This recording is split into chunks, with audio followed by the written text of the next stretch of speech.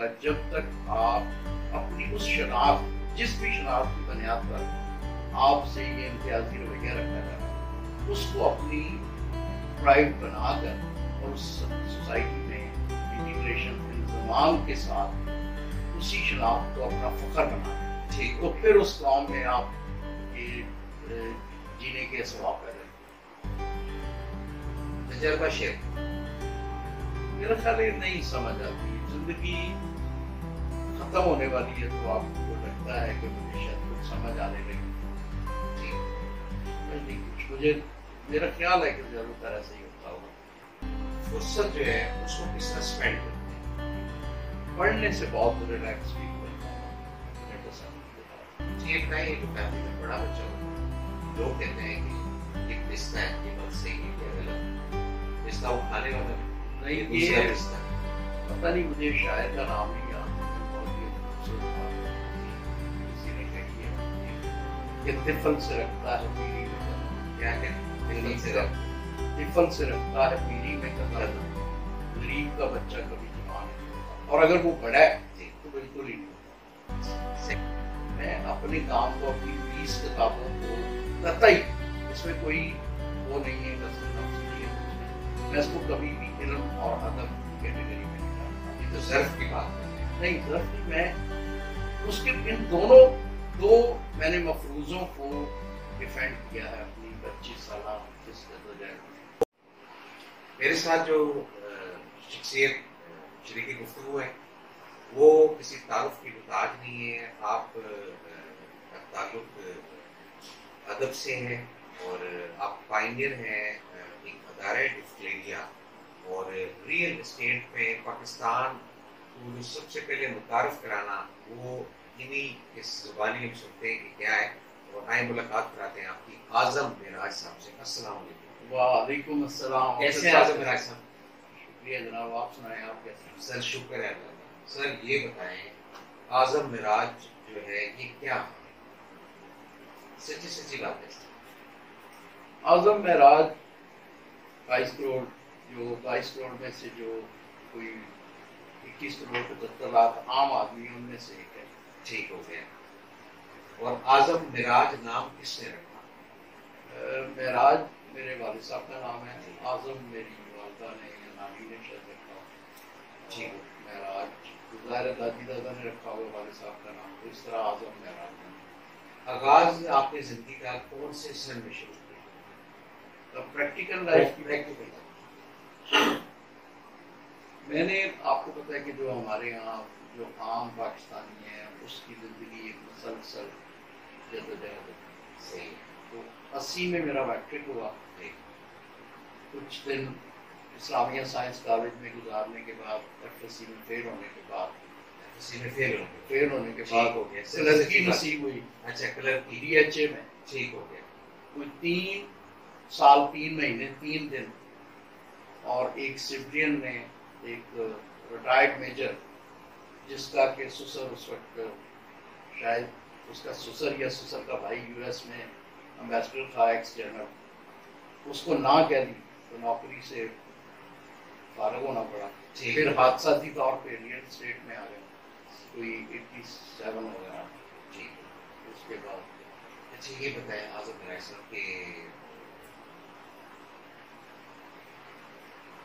ادب سے آپ کا ایک تعلق یہ ایکسیڈنٹل بنا یا کچھ پیچھے سے کچھ ذرا سی فیملی کے بھی؟ نہیں، میرے خاندان میں کوئی ایسا کوئی بیک گراؤنڈ نہیں پڑھنے لکھنے کا۔ یہ اس کو آپ سمجھ سکتے ہیں کہ کسی لاشعور۔ اچھا پہلی بات یہ میں آپ کو کلیئر کر دوں کہ سچی اور کڑی بات ہے آپ کو پروگرام کا نام، میں اپنے کام کو اپنی 20 کتابوں کو قطعی اس میں کوئی وہ نہیں ہے، کثر نفس نہیں ہے، کچھ نہیں، میں اس کو کبھی بھی علم اور ادب کی کیٹیگری میں نہیں ڈالتا۔ یہ تو ظرف کی بات ہے۔ نہیں ظرف نہیں، میں اس کے ان دونوں دو میں نے مفروضوں کو ڈیفینڈ کیا ہے اپنی 25 سالہ اس جدوجہد میں۔ ایک کہ ریئل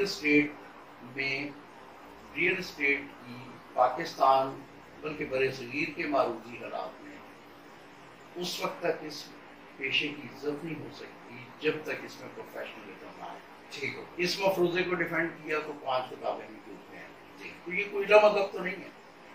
اچھا دوسری جو 15 کتب ہیں وہ ایک خاص مفروضے کو، وہ مفروضہ یہ ہے کہ اگر کوئی بھی کمیونٹی کسی بھی قومی، کسی بھی ملک قوم میں اپنی کسی بھی شناخت کی وجہ سے اس کے ساتھ کوئی امتیازی سلوک کرتا جاتا ہے، وہ چاہے لسانیت پہ ہو، مسلک سے ہو، مذہب کے نام پہ ہو، اور وہ عددی اعتبار سے اقلیت ہو، اور وہ اس امتیازی سلوک کے رد عمل میں اس معاشرے سے بیگانہ ہو کر اور بیگانگی کے اس لیول پہ چلی جائے کہ وہ فنا کی طرف چلی جائے، اس میں سروائیول اس وقت تک ممکن نہیں ہے اس معاشرے میں آپ کا جب تک آپ اپنی اس شناخت، جس بھی شناخت کی بنیاد پر آپ سے یہ امتیازی رویہ رکھا جا رہا ہے، اس کو اپنی پرائیڈ بنا کر اور اس سوسائٹی میں انٹیگریشن انضمام کے ساتھ اسی شناخت کو اپنا فخر بنا دیں، تو پھر اس قوم میں آپ کے جینے کے اسباب پیدا کریں. اس کے لیے 15 کتب لکھی. اور اس دونوں کاموں میں اس میں کہیں علم اور ادب کا تعلق نہیں ہے. ایک دو مسئلے ڈائگنوز کیے، ان کو ثابت کرنے کے چکر میں 25 سال گزر. مسیح برادری کے لیے جو آپ نے آئیڈینٹیفیکیشن کی اپنے قسم سے، اپنی کاوش سے یا لوگوں کی سپورٹ سے، اس کا آپ کو کیا فائدہ؟ اس کا دیکھیں انڈیویجولی تو شاید مجھے آپ سمجھتے ہیں آپ کا بھی ڈائریکٹلی انڈائریکٹلی ریئل اسٹیٹ سے تعلق ہے کہ یہ کتنا پوٹینشیل والا کام ہے، اور اس میں اگر اس میں اپنے وقت کی سرمایہ کاری کرتا ہوں تو مجھے ذاتی طور پہ تو سرمایہ کاری ہے، اور یہ ایسی سرمایہ کاری ہے جس کا مجھے شاید کچھ فائدہ نہیں ہے. باقی اس ملک میں بسنے والے جو مسیحی ہیں، سرکاری کھاتوں میں 33 لاکھ ہیں 2017 کے سینسس کے مطابق. اگر ہم 2022 میں آج بات کریں تو 40 لاکھ ہو گیا. بالخصوص ان کو تو بہت فائدہ ہے. ان کو یہ فائدہ ہوتا ہے کہ اب ایک انٹیگریشن کی بات ہوتی ہے، بچوں کو جب ہم قابل فخر شناخت، ان 15 کتب میں یہی ہیں، اسی طرح کے کردار ہیں، جب وہ نکل کے سامنے آتے ہیں تو وہ ڈیفینیٹلی ان کے لیے سورس آف انسپریشن. آپ نے دیکھا سی ایس ایس کا رجحان فوج میں کمیشن پہلے بھی بڑی ہمارے پاس شاندار ماضی ہے. بالکل. تو اجتماعی طور پہ مجھے تو اس میں بہت ہی ہرا ہرا نظر آتا ہے. ٹھیک ہے، باقی اپنا اپنا نقطۂ نظر ہے، یہ میرا نقطۂ نظر ہے. صحیح ہے. کون سی بک ایسی تھی جس نے اعظم معراج کو تبدیل کر دیا؟ یہ کتاب تھی جی، وہ علمی ادبی اعتبار سے اگین میں آپ کو پکڑ لیا، پہلے آپ کہہ رہے تھے کہ یہ ادبی نہیں ہے. جی میں آپ کو بتا دوں، پھر وہی کہہ رہا ہوں. اچھا ٹھیک ہے. علمی ادبی اعتبار سے بالکل ناقص کتاب تھی، لیکن پاکستانی مسیحیوں کے لیے وہ ایک گیم چینجر تھا. وہ اس کھاتوں میں پوری نہیں آتی تھی. میں آپ کو سچا واقعہ بتاؤں، ایک بہت علمی ادبی آدمی کو میں نے بھجوائی کسی کے کہنے پہ، اس نے واپس کر دی کہ مجھے یہ سمجھ نہیں آئی. لیکن دوسری طرف سہیل بڑیش کہہ رہا ہے کہ اس نے میری آنکھیں کھول دی. یہ بات صحیح ہے. ٹھیک ہے، ڈان ٹی وی پہ بڑے لیول کے، نیشنل لیول کے ہمارے اینکر پرسن میں نے دیکھا. جی. تو وہ گیم چینجر تھا. اس کتاب کا نام تھا سبز و سفید ہلالی پرچم کے محافظ کا شوہدہ. لیکن نام ہی کتنا غیر ادبی، بالکل اتنا لمبا نام. لیکن کیونکہ میرا تو پیچھے مقصد ہے، میں یہ دیکھتے ہی نہیں کہ یہ نہ ادب کے معیار پہ پورا ہوتا. وہ تھی گیم چینجر. ٹھیک ہو گیا. اعظم معراج صاحب یہ بتائیں کہ بچپن میں گھنٹی کتنی لگتی؟ سچی سچی بات، اور کس وجہ سے لگتی ہے؟ گھنٹی باپ سے والد تو نہیں ان چکروں میں پڑتے تھے. اچھا. والدہ بہت زیادہ سخت طبیعت تھی، وہ گھنٹی آوارہ کرتی. اس کی وجہ سے آپ کو پتا ہے کہ گاؤں میں بھی تھے اور یہاں بھی تھے، جس انوائرمنٹ میں ہم رہتے تھے بچوں کا یہ کام ہوتا تھا میری ایج کے مخصوص طبقے کا کہ اسکول سے آئے بستہ پھینکا، اور یا تو آپ کا گلی ڈنڈا یا فٹ بال، ایک گیند، اور محلے کے 20-50 بچے. تو پھر آپ کی دوپہر سے لے کے رات تک جب تک شام میں پڑتی وہیں گزرتا. اس بات پہ اکثر ہو گیا. تھوڑی بہت نہیں، اچھی خاصی نہیں، وہ ڈیپینڈ کرتا ہے کیس ٹو کیس کا بیس ہے. ٹھیک ہو گیا. آپ فیملی میں کس نمبر پر؟ جی میں سب سے پہلے. یہ بتائیے جو فیملی میں بڑا بچہ ہوتا ہے لوگ کہتے ہیں کہ یہ رشتہ ہے یہ بات صحیح ہے یا غلط رشتہ وہ کھانے والا نہیں دوسرا یہ رشتہ پتہ نہیں مجھے شاعر کا نام نہیں یاد لیکن بہت ہی خوبصورت بات کسی نے کہی ہے کہ طفل سے رکھتا ہے پیری میں قدم کیا کہیں طفل سے رکھتا ہے پیری میں قدم غریب کا بچہ کبھی جوان نہیں ہوتا اور اگر وہ بڑا ہے تو بالکل ہی نہیں ہوتا. صحیح کہہ رہے ہیں ٹھیک ہو. پائنیئر کہتے ہیں آپ کو ایک ایسوسیشن ہے ڈفلینیا اس کے بنانے میں آپ کا ایک ایسا میجر رول ہے جو آج تک تاریخ میں اور ہسٹری میں اور کافی سارے سیشنز کے اندر آپ کا نام لیا ہے. اس کی کیا وجہ؟ میں سمجھتا ہوں کہ یہ میرے ساتھی جو ڈیفینس کرپٹن ریئل اسٹیٹ ایجنٹ جو ساتھی ہیں جونیئر ہیں سینئر ہیں میرے ہم اثر ہیں یہ ان کا ظرف ہے. میں بانیان میں سے نہیں ہوں ہم پائنیئر نہیں ہم سیکنڈ جنریشن تھے جن کو بانیہ نے ڈفلیٹیا نے ہمارے حوالے کیا. میں پہلا سیکٹری ایجوکیشن تھا ہم بنانے والوں میں نہیں تھے لیکن ہم نے اس کی بات اور سنبھالی اور میں نے صرف پہلے میں 3 دفعہ رہا لیکن کام پہلے 6 مہینے کیا. یہ میری انڈسٹری کے لوگوں کا ظرف ہے کہ وہ اس کو بھولتے نہیں.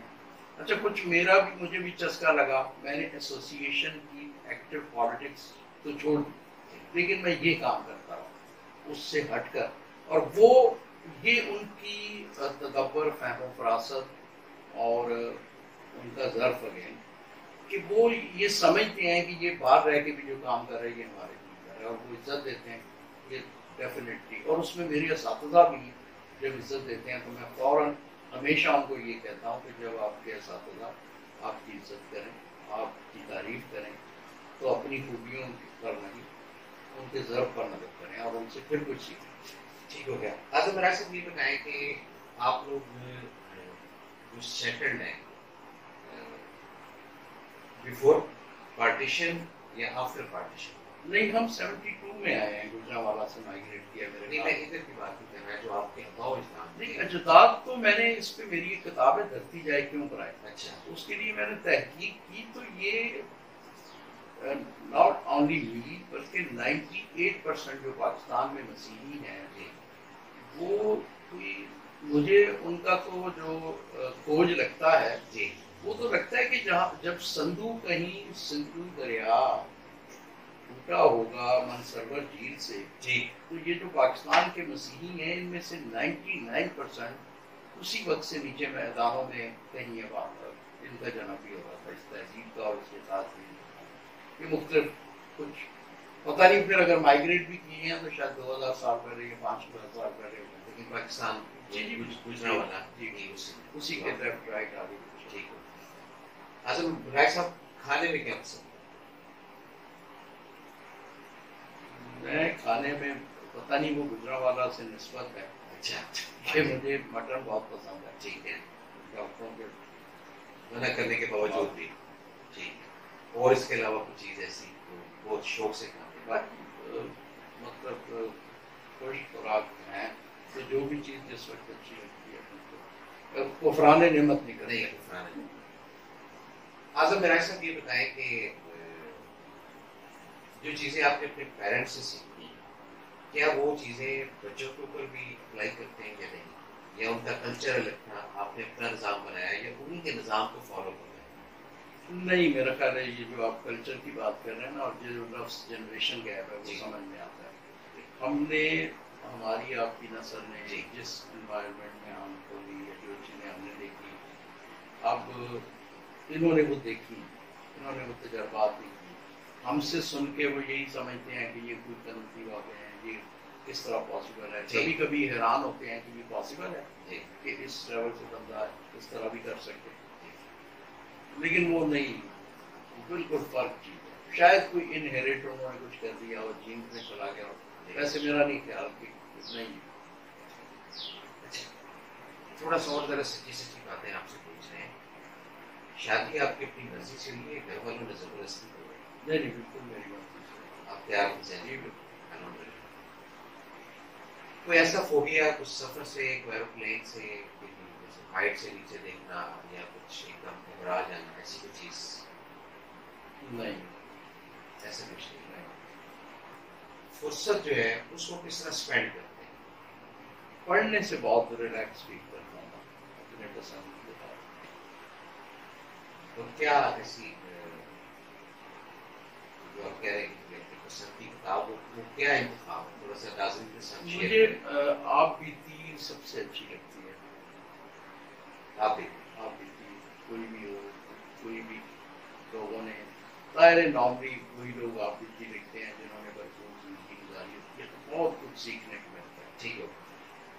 اعظم معراج 1980 سے 2022 تک کیا سمجھا لوگ تجربہ شیئر کریں. میرا خیال ہے نہیں سمجھ آتی ہے. زندگی ختم ہونے والی ہے تو آپ کو لگتا ہے کہ مجھے شاید کچھ سمجھ آنے لگی. جی سمجھ نہیں کچھ. مجھے میرا خیال ہے کہ زیادہ تر ایسا ہی ہوتا ہوگا. جب سمجھ آنے والی لگتی ہے تو سفر کا اختتام ہونے کمپلیٹ ہو جاتا ہے. لائف کے کچھ ایسے فیز جس میں کشٹ کاٹا ہو.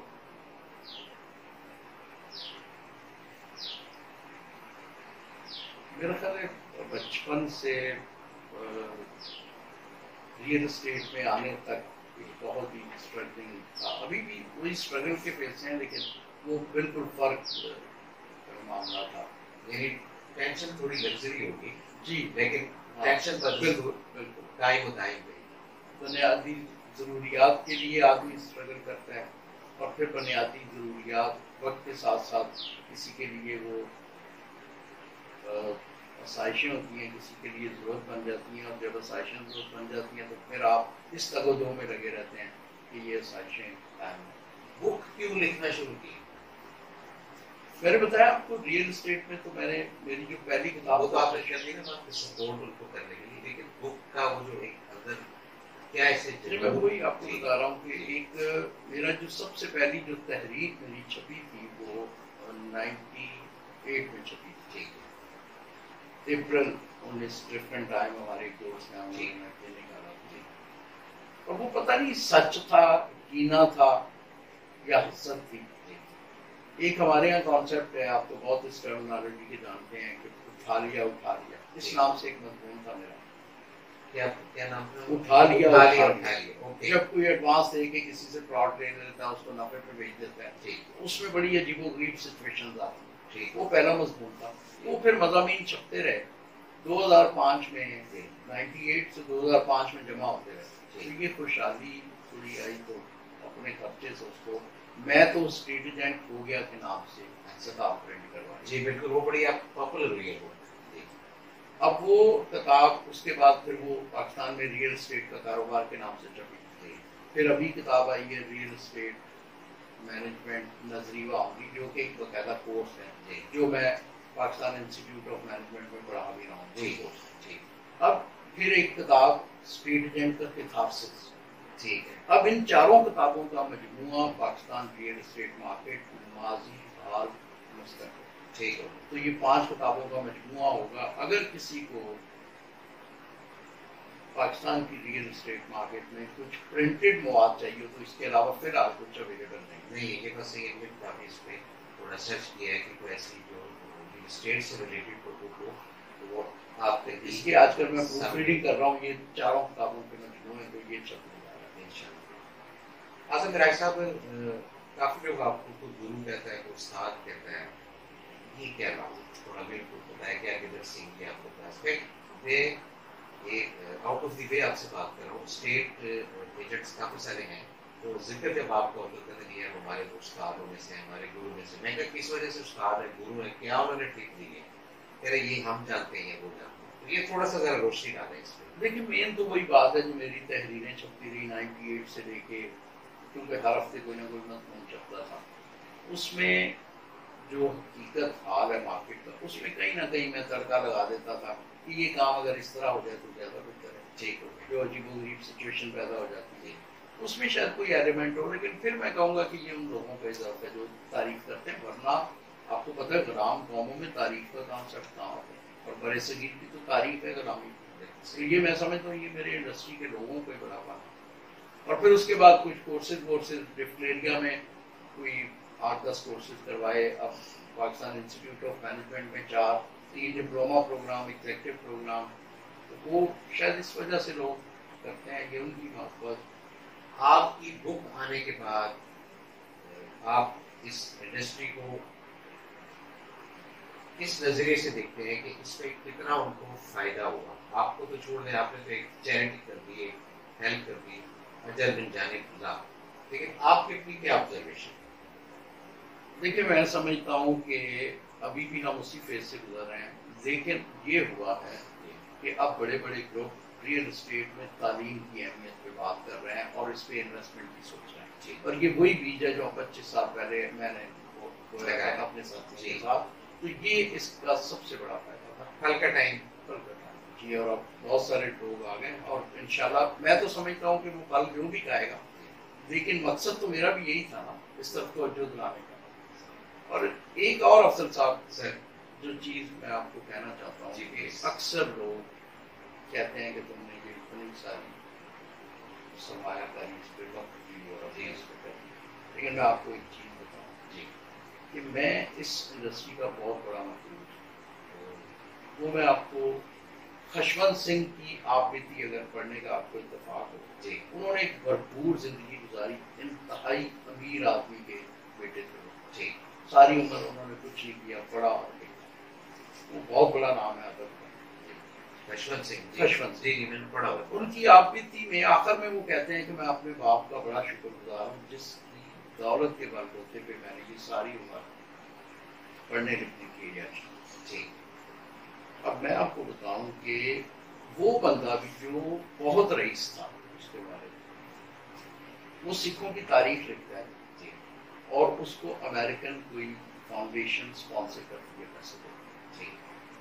मैं इस रियल एस्टेट इंडस्ट्री का इतना मकबूल हूँ, ना तो मेरा अदब में वो मकाम, लेकिन मैंने ये जो 15 कुतब लिखी वसीयों की तारीफ आइडेंटिटी के लिए, और मैंने ये जो शुगर अपना शौक पूरा किया, मैंने इस इंडस्ट्री की बदौलत किया। कहाँ इतना बड़ा रईस आदमी जो फिर भी अपने बाप का मोहताज था, और मेरी इस इंडस्ट्री ने, इसलिए मैं जो भी करता हूँ तो मेरे बैक ऑफ द माइंड इसने मुझे बहुत ठीक, मेरा इतनी ये भरपूर, मुझे एक पूरी फिक्री तहरीक के लिए मुआद में 1% उसकी कहीं से फंडिंग नहीं होती जी, ना वो कोई NGO, ना कोई सियासी एजेंडा, ना उसका कोई ऐसा कोई एजेंडा है बस भी।